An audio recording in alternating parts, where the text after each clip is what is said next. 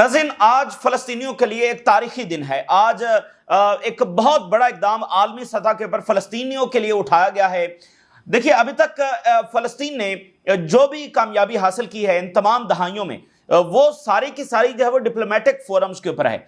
जो थोड़ी बहुत उनको रिकग्निशन मिली है, जैसा कि वेस्ट बैंक और गजा को एक फलस्तीनी टेरिटरी वेस्ट भी मानता है, फलस्तीनी अथॉरिटी को वो लेजिटिमेट नुमाइंदा तस्लीम करता है, तो ये एक डिप्लोमेटिक सक्सेस है।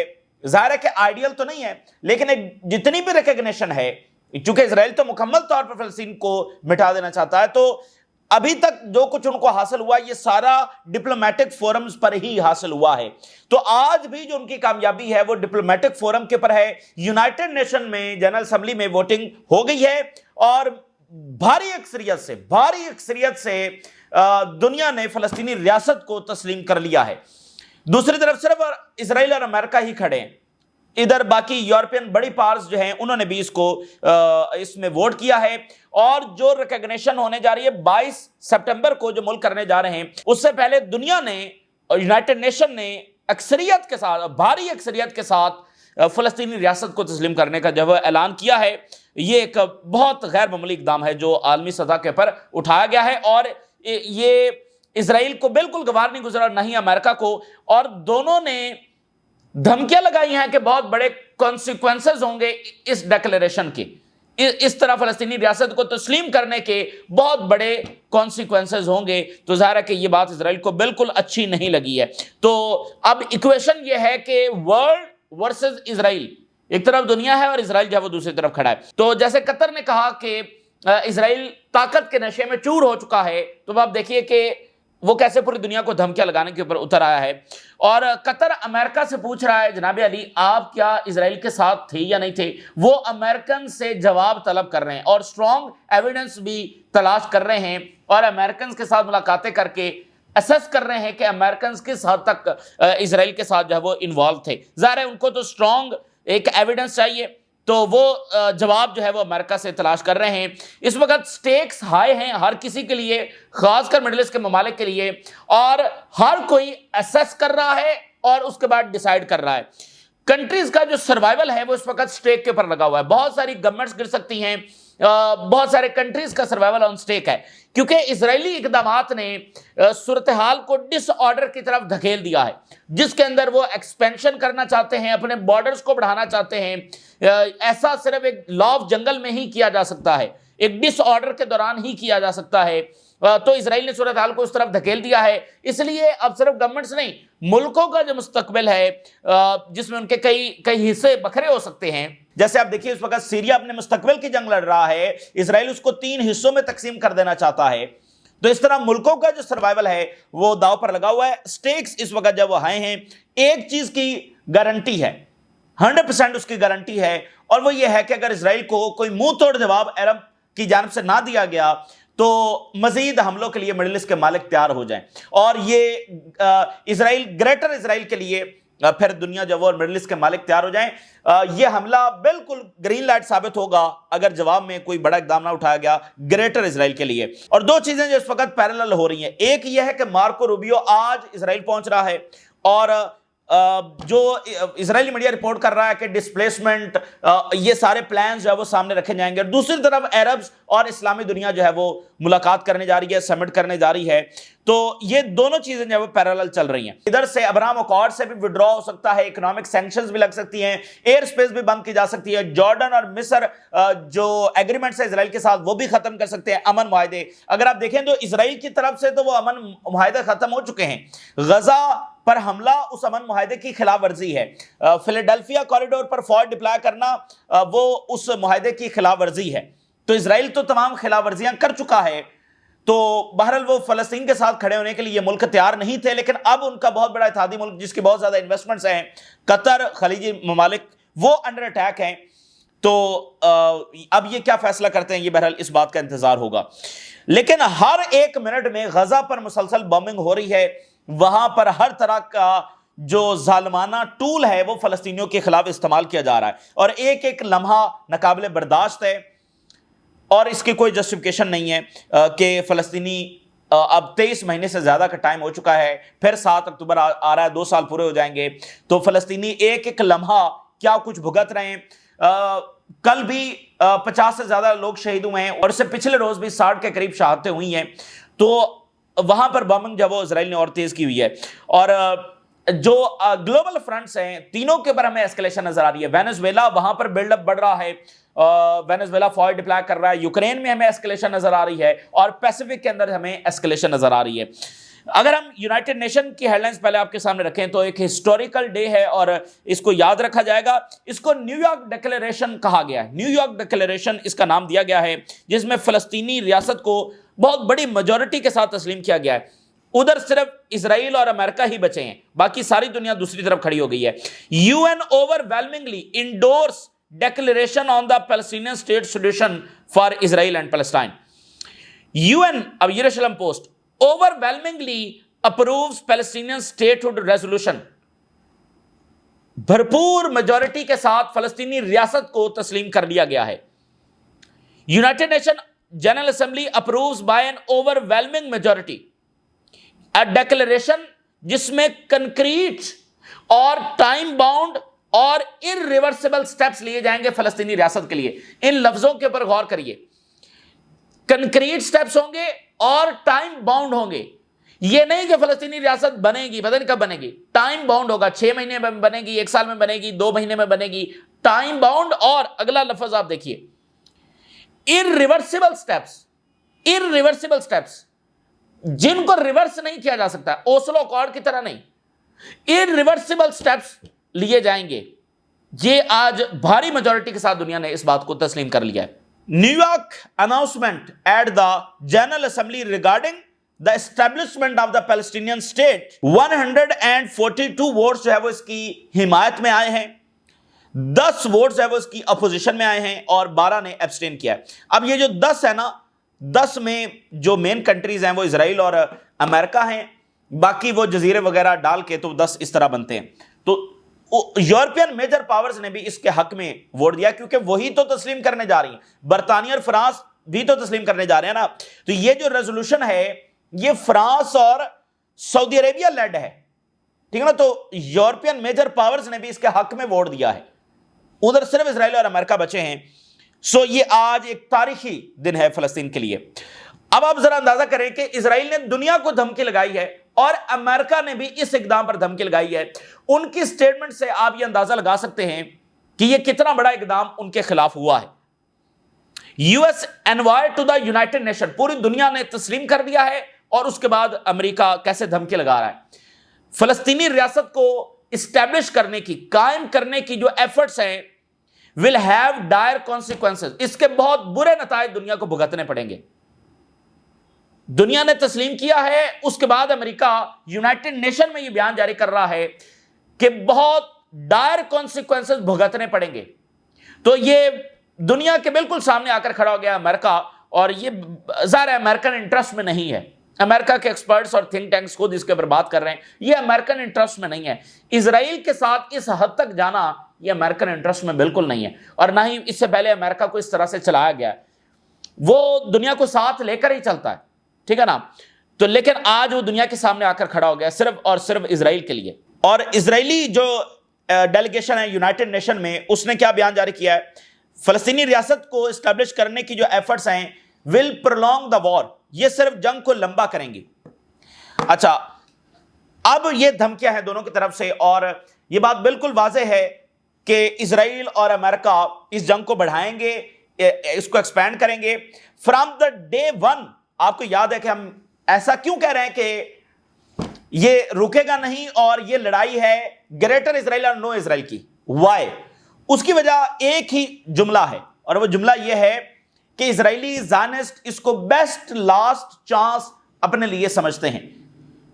یہ یعنی روز روز ان کو جینوسائیڈ کا ٹائم نہیں ملے گا۔ جو دنیا میں شفٹ آ رہا ہے، اور جو ویسٹرن ایک پبلک اوپینین کے اندر شفٹ آ رہا ہے، جو ایران اور یہ الائنسز بڑھ رہے ہیں، یہ ملک طاقتور ہوتے چلے جا رہے ہیں، اور امریکہ کے اندر جو شفٹ آ رہا ہے، ضروری نہیں کہ آگے آنے والی جو ایڈمنسٹریشنز ہیں وہ بھی اسرائیل کی حمایتی ہوں۔ تو ان سارے فیکٹرز کو دیکھتے ہوئے، اور جو کچھ انہوں نے غزہ میں کر ڈالا ہے، تو وہ اس کو بیسٹ لاسٹ چانس سمجھتے ہیں کہ جو کرنا ہے ابھی کرنا ہے. اور اب جب دنیا بالکل یہ اعلان کر چکے کہ وہ تو فلسطینی ریاست چاہتی ہے, تو پھر اسرائیل ہر حد تک جائے گا اس کو روکنے کے لیے, ٹھیک ہے نا. تو اس لیے یہ گریٹر اسرائیل اور نو اسرائیل کی جنگ ہے, اس لیے آنے والا ٹائم جو ہے وہ مزید ڈینجرس ہے. تو دنیا کو اس دھمکیوں میں نہیں آنا چاہیے کہ اب دیکھیں نا, اسرائیل یہی تو ایکویشن قائم کرنے کی کوشش کرتا ہے, جو بھی فلسطین کے حق میں بات کرے اس کے ایمبیسڈر کو نکال دو, مزید علاقوں پر قبضہ کر لو, مزید سیٹلمنٹس اناؤنس کر دو, غزہ پر بمباری تیز کر دو. وہ یہی ایکویشن تو بنانا چاہتا ہے تاکہ کوئی فلسطین کے حق میں نہ جائے. لیکن دنیا کو ان دھمکیوں سے بالاتر ہو کر اس اینٹی کو جو اب گلوبل تھریٹ بن چکی ہے, یہ جو تماشا برطانیہ اور فرانس نے یہاں پر رچایا ہے, اس کو اب وہ بند کریں, اس سرکس کو اور اس تماشے کو جس میں ملینز آف جانیں جا چکی ہیں, ملینز آف لائفز جا چکی ہیں اس اسرائیل کی وجہ سے, اس کو اب اپنے منطقی انجام تک وہ پہنچائیں. تو اسرائیلی آرمی یہ کہہ رہی ہے کہ لارج اسکیل اٹیکس ان کے غزہ سٹی کے اوپر جاری ہیں, ٹھیک ہے نا, large scale attack Gaza city کے اوپر وہ کر رہے ہیں. تو دنیا میں جو کچھ بھی ہو رہا ہے, لیکن ہر منٹ غزہ کے اوپر بمبنگ جو ہے وہ جاری ہے. مارکو روبیو جو ہے وہ وزٹ کرنے جا رہا ہے اسرائیل کو آج وہ اسرائیل جو ہے وہ پہنچے گا, اور اسرائیلی میڈیا کے مطابق اس کے سامنے جو پلان رکھا جائے گا, اگلے مہینے فلسطینیوں کو ڈسپلیس کیا جانا ہے تھرو سی اینڈ ایئر. یہ ہفتہ اور کل سنڈے یہاں پر یہ پلاننگز ہو رہی ہوں گی, اور ادھر عرب جو اسلامک سمٹ ہے وہ ہونا ہے. تو یہ دو چیزیں پیرالل جو ہے وہ ہو رہی ہیں. قطر جو ہے وہ اسیس کر رہا ہے کہ کیا امریکہ اس میں انوالو تھا یا نہیں. امریکنز کے ساتھ ملاقاتیں کر کے وہ اس کو اسیس کر رہا ہے, اور بڑے صحیح دیکھیں قطر بالکل ٹھیک کر رہا ہے. دیکھیں اس کے پاس ملٹری پاور تو ہے کوئی نہیں کہ وہ فوری کوئی جوابی حملہ کر دے, تو اس کو فیصلے لینے ہیں. اچھا, وہ بالکل رائٹ انداز کے اندر جا رہا ہے. امریکہ کہتا ہے کہ وہ اس میں انوالو نہیں تھا, یہ امریکہ کی مرضی سے نہیں ہوا. تو قطر ان سے کہہ رہا ہے کہ اگر یہ آپ کی مرضی سے نہیں ہوا تو پھر کچھ نہ کچھ تو اسرائیل کے خلاف اقدام اٹھائیے, کوئی کنڈیم کیجئے, کوئی نہ کوئی اقدام اٹھائیے جب آپ اس میں انوالو نہیں تھے. اگر انوالو تھے تو پھر سامنے آئیے, پھر ایکسیپٹ کریے.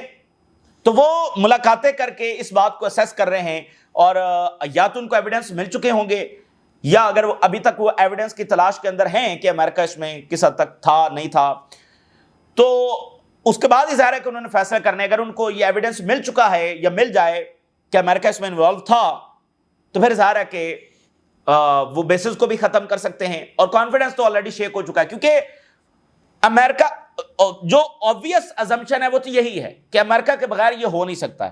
اور دوسری بات یہ ہے, چھوڑے اس بات کو تھا یا نہیں تھا, وہ قطر کو پروٹیکٹ تو نہیں کر سکا, قطر کی حفاظت نہیں کر سکا, اور قطر کی حفاظت کے لیے وہ اسرائیل کو روکنے کے لیے مزید تیار نہیں ہے. اس نے کوئی کنڈمنیشن بھی جاری نہیں کی ہے.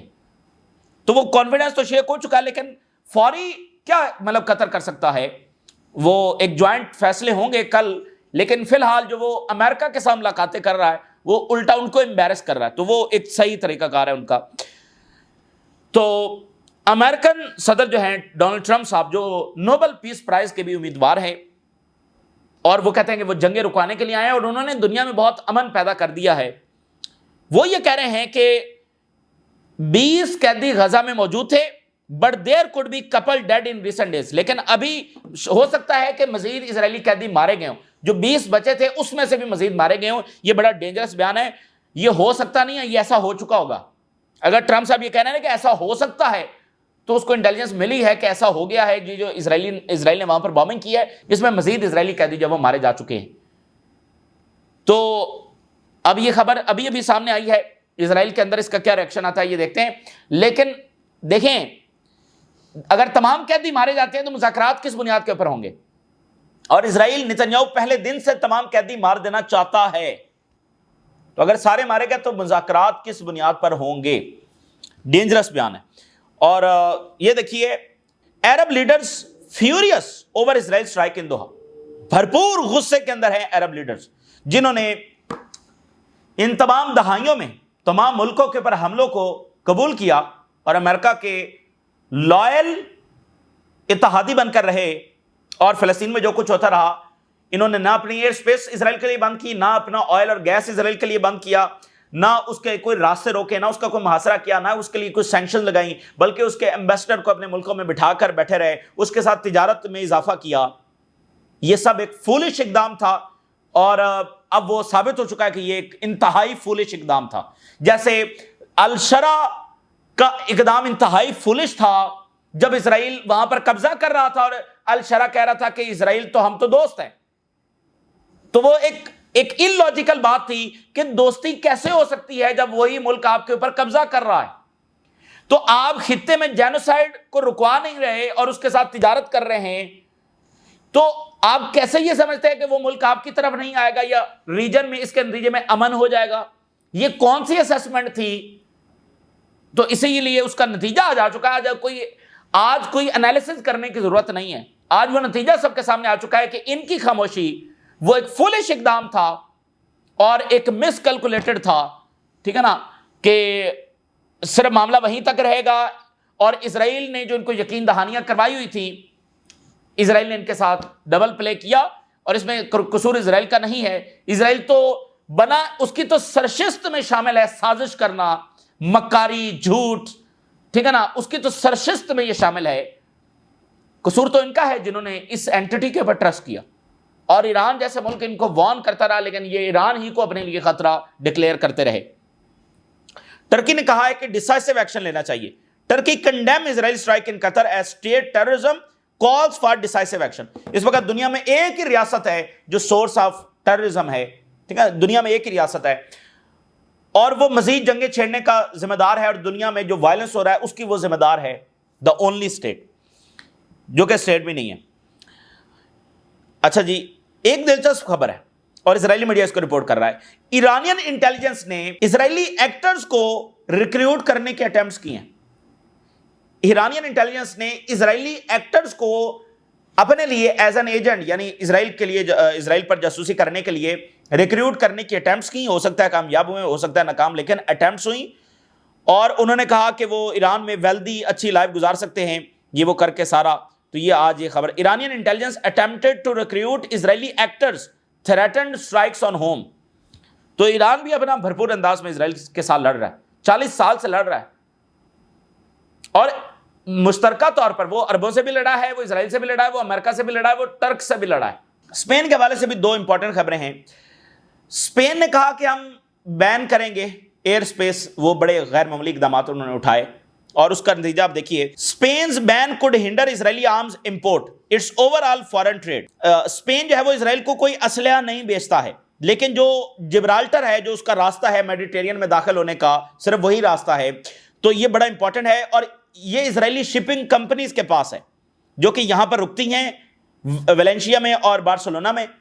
تو ان کی جو ٹریڈ ہے اوورال وہ متاثر ہو سکتی ہے، اسلحہ سپلائی جو متاثر ہو سکتی ہے.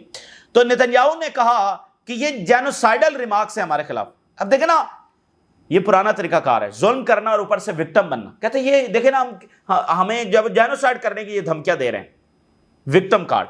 تو اسپین نے اسرائیلی جو وہاں پر چارج ڈی افیئر ہے، جب وہاں پر ایمبیسڈر نہیں ہوتا تو جو اس کی جگہ پر بندہ ہوتا ہے اس کو چارج ڈی افیئر کہتے ہیں. تو اس نے بلایا یہ جو ریمارکس نتنیاہو نے دیے ہیں. ٹھیک ہے نا، تو آپ ان کی مکاری اور چالاکی جو ہے چیک کریں. ٹکر کارلسن نے یہ کہا ہے، چارلی کرک جو ہے وہ ایران جنگ کے خلاف تھا اور وہ وائٹ ہاؤس گیا اور ٹرمپ کو اس نے کہا کہ ایران پر حملہ نہیں ہونا چاہیے. حالانکہ وہ پرو اسرائیل اور سارا، لیکن آخری وقت میں بتایا جاتا ہے کہ وہ اس نے اس بات کے خدشے کا اظہار کیا تھا کہ یہ مجھے مار دیں گے کیونکہ میں اب ان کے خلاف بولنے لگ گیا ہوں. اور یہ ایپسٹین فائل کے حوالے سے بھی، اچھا ایپسٹین فائل کے حوالے سے بڑی امپورٹنٹ ڈیولپمنٹس ہوئی، بڑی غیر معمولی ڈیولپمنٹس ہے. کیونکہ دیکھیں ہم پہلے بات کر چکے ہیں کہ یہ ایک ایسا معاملہ ہے جو ٹرمپ کا پیچھا نہیں چھوڑ رہا ہے، اور 2 امریکن صدور ایسے ہیں جن کے خلاف ایسے سکینڈلز آئے جو کئی مہینے چلتے رہے اور ان کو بہت دبانے کی کوشش کی گئی، الٹیمیٹلی وہ ان کی کرسی لے گئے. تو یہ جو ایپسٹین کا معاملہ ہے یہ بھی اسی طرح کا معاملہ ہے جو ٹرمپ کا پیچھا نہیں چھوڑ رہا ہے. وہ ہر 20 دن بعد، 1 مہینے بعد کچھ نہ کچھ اس میں ایڈ ہو جاتا ہے. اب 2 بڑے واقعات ہوئے. ایک تو یہ ہوا ہے کہ ایک جو ایپسٹین کی ایک ڈائری سامنے آئی ہے جس میں اس کی برتھ ڈے وشز اس کو بھیجی گئی تھی. تو ٹرمپ کی برتھ ڈے وشز ایک نیوڈ وومن کے اوپر سگنیچر تھے ٹرمپ کے، تو وہ سامنے آ گئی ہے، یعنی ایک بہت بڑا ایویڈنس.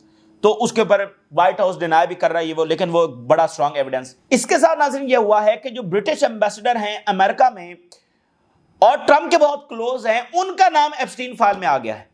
اور اس کی وجہ سے برطانیہ نے ان کو عہدے سے ہٹا دیا. یہ بہت بڑا واقعہ ہوا ہے کیونکہ وہ جو شخصیت ہیں وہ بڑی یعنی انفلوئنشل پرسنالٹی ہیں, ٹرمپ کے بہت قریب ہیں, اور چونکہ آپ کو یاد ہے ایلون مسک کے ٹائم پر برطانیہ اور امریکہ کا جو پھڈا چل رہا تھا, تو ادھر سے کیئر سٹارمر کو کوئی بندہ نہیں مل رہا تھا کہ کس کو بھیجا جائے امریکہ کے ساتھ تعلقات اچھے کرنے کے لیے. تو یہ جو ایمبیسڈر ہیں یہ لارڈ بھی ہیں, یعنی جو اپر ہاؤس ہے, ہاؤس آف لارڈز ہے, اس کے بھی یہ ممبر ہیں اور ایک بڑی شخصیت ہے اور سینئر پولیٹیشین ہیں, ٹرمپ کے کلوز ہیں. ان کو بھیجا گیا تھا تو اب ان کا نام آ گیا, ان کو ہٹانا پڑ گیا ہے. یعنی یہ معاملہ اتنا سیریس ہے, اتنا سیریس معاملہ ہے, اور ٹرمپ کا وہ پیچھا نہیں چھوڑ رہا ہے. تو وہ یہ بھی چیز اب چل رہی ہے. ٹکر کارلسن نے کہا کہ ایسا لگتا ہے کہ کوئی نہ کوئی دکھتی رگ تو اسرائیلیوں کے پاس ہے ٹرمپ کی, کہ وہ اس کو اپنے حساب سے جو استعمال کرتے رہتے ہیں. کیا وہ ایپسٹین فائلز ہیں؟ اچھا جی, اب چائنا یہ کہہ رہا ہے کہ چائنا کی جو نیول فورس ہے وہ امریکن اور جو برٹش وارشپس ہے وہ تائیوان کی اسٹریٹ سے اگر گزریں گے تو ہم ان کو مانیٹر کریں گے. یہ بہت بڑی بات ہے, مطلب بہت بڑا شفٹ ہے نا, کہ وہ کہہ رہے ہیں ہم کنٹرول کریں گے, دیکھیں گے ان کو, برٹش اور امریکن. اور اس کے ساتھ اب گلوبل ٹائمز کی انٹرسٹنگ ہیڈ لائن دیکھیے, کہتے ہیں کہ امریکہ جو ہے, اب یہ چائنیز میڈیا نے بڑے دلچسپ انداز میں ہیڈ لائنز لگاتا ہے, چونکہ سرکاری میڈیا کہتا ہے امریکہ یعنی ٹرمپ یہ G7 کو پریشرائز کر رہا ہے چائنا اور انڈیا کے خلاف ٹیرف لگانے کے لیے اور ان کے خلاف جانے کے لیے. Over Russian oil shows its hegemony will backfire, اور اس کا نتیجہ الٹا نکلے گا. انڈیا اور چائنا پر G7 کو پریشرائز کر رہا ہے امریکہ کے ٹیرف لگائے جائیں, لیکن یہ بیک فائر کرے گا. اور چائنا کے فارن منسٹر نے 3 یورپین ملکوں کا وزٹ شروع کیا ہے. Deepen mutual trust, cooperation and top focus. Austria, Slovenia اور پولینڈ, وہ پولینڈ جس کا پھڈا چل رہا ہے, وہاں پر چائنا کے فارن منسٹر پہنچ رہے ہیں. غیر معمولی ڈیولپمنٹس ہیں. یہ تازہ ترین صورتحال ہے جو آپ کے ساتھ شیئر کیا. آپ نے رائے ضرور کریں. اجازت دیجیے, اللہ حافظ.